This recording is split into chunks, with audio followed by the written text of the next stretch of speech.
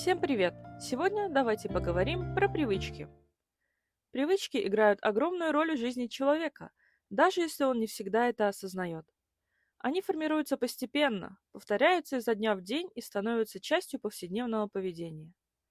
Некоторые привычки помогают человеку жить более организованно и осознанно. Другие же, наоборот, мешают достигать целей, ухудшают здоровье и снижают качество жизни. Чтобы лучше понимать собственные действия и менять их, важно разобраться, как формируются привычки, почему они так устойчивы, какие полезные привычки стоит развивать и как избавляться от тех, что приносят вред. Формирование привычек обычно начинается с трех основных элементов. Первый элемент– это сигнал, который запускает определенное действие. Это может быть ситуация, настроение или конкретное время дня. Например, человек может привыкнуть пить кофе сразу после пробуждения просто потому, что мозг связывает утро именно с этим действием. Второй элемент– это действие, которое повторяется регулярно и постепенно закрепляется. Третий элемент– вознаграждение, то есть приятное чувство, возникающее после выполнения привычки, будь то чувство бодрости, комфорта или удовлетворения. Именно это вознаграждение делает привычку устойчивой, потому что мозг стремится снова получить приятный результат. Плохие привычки формируются по тем же принципам, только вознаграждение может быть краткосрочным и не всегда полезным. Например, многие люди привыкли проверять телефон сразу после пробуждения, потому что это дает ощущение новостей, связи с другими или легкого развлечения. Однако такая привычка может вредить внутреннему состоянию, создавать стресс и отвлекать от более важных задач. Частая привычка прокрастинировать тоже появляется не случайно. Человек получает краткое облегчение, откладывая неприятное дело, но в долгосрочной перспективе это приводит к тревоге и чувству вины. Другие распространенные плохие привычки включают переедание, употребление слишком большого количества сладкого, поздний отход ко сну, постоянное сидение за компьютером и нездоровую реакцию на стресс. Каждая из этих привычек имеет свой стимул и вознаграждение. Например, человек может тянуться к сладкому, когда испытывает усталость или скуку, потому что сладкое дает быстрое, но кратковременное чувство удовольствия. Позднее засыпание часто связано с желанием продлить время отдыха или расслабления, особенно если день был напряженным. Чтобы бороться с плохими привычками, важно сначала понять, какой стимул их вызывает. Иногда достаточно изменить само окружение, чтобы снизить вероятность повторения привычки. Например, если человек хочет реже проверять телефон, он может убирать его подальше во время работы или выключать уведомления. В других случаях полезно заменить плохую привычку на более здоровую, сохранив ощущение вознаграждения, но сменив действие.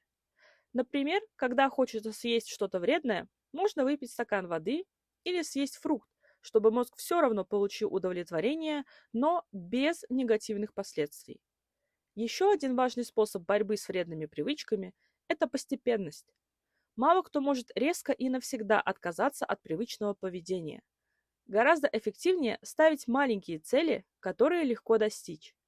Если человек привык ложиться спать очень поздно, он может каждый день смещать время сна всего на 10-15 минут.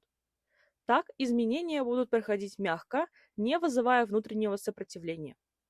Кроме того, важно создавать понятные условия для успеха. Заранее подготовить пространство, убрать соблазны, составить план действий и обязательно отмечать свои достижения. Однако привычки– это не только вредные действия, от которых нужно избавляться. У каждого человека есть множество полезных привычек, и именно они помогают строить здоровую и продуктивную жизнь. Хорошие привычки формируются немного медленнее, потому что часто их вознаграждение ощущается не сразу, а через некоторое время. Но именно такие привычки дают долгосрочные результаты, улучшая здоровье, настроение и работоспособность. Одной из самых полезных привычек считается регулярная физическая активность. Это не обязательно спортзал или сложные тренировки, достаточно ежедневных прогулок или короткой зарядки по утрам. Такая привычка улучшает самочувствие, дает прилив энергии и помогает снижать уровень стресса. Еще одна важная привычка– поддерживать порядок в рабочем пространстве и дома. Чистота и организованность помогают сосредоточиться и экономить время, потому что человеку легче находить нужные вещи и выполнять задачи без лишнего хаоса. Полезно также выработать привычку планировать свой день. Короткий список дел помогает структурировать время, снизить стресс и избежать постоянной загруженности. Люди, которые ведут ежедневник или записывают свои цели, чувствуют больше контроля над собственной жизнью и реже сталкиваются с ощущением беспорядка. Здоровые пищевые привычки тоже играют важную роль. Регулярные приемы пищи, употребление овощей и фруктов, достаточное количество воды и отказ от переедания помогают поддерживать энергию и хорошее самочувствие. Сначала может быть трудно менять пищевое поведение, но постепенно тело начинает чувствовать разницу, и эта разница становится естественным вознаграждением. Еще одна полезная привычка – это отдых. Многие люди недооценивают важность полноценного восстановления, считая отдых чем-то необязательным. Но умение вовремя расслабиться помогает сохранять продуктивность, улучшает настроение и предотвращает эмоциональное выгорание. Короткие перерывы в течение дня, прогулка после работы или чтение перед сном могут стать источником спокойствия и жизненной гармонии. Чтобы создать новую привычку, важно соблюдать несколько правил. Во-первых, цель должна быть конкретной и понятной. Например, вместо расплывчатого «заниматься спортом» лучше сказать себе «делать зарядку 10 минут утром». Во-вторых, новая привычка должна быть небольшой, чтобы ее выполнение не требовало слишком много усилий. Чем проще действие, тем легче его повторять ежедневно. В-третьих, полезно связывать новую привычку с уже существующей.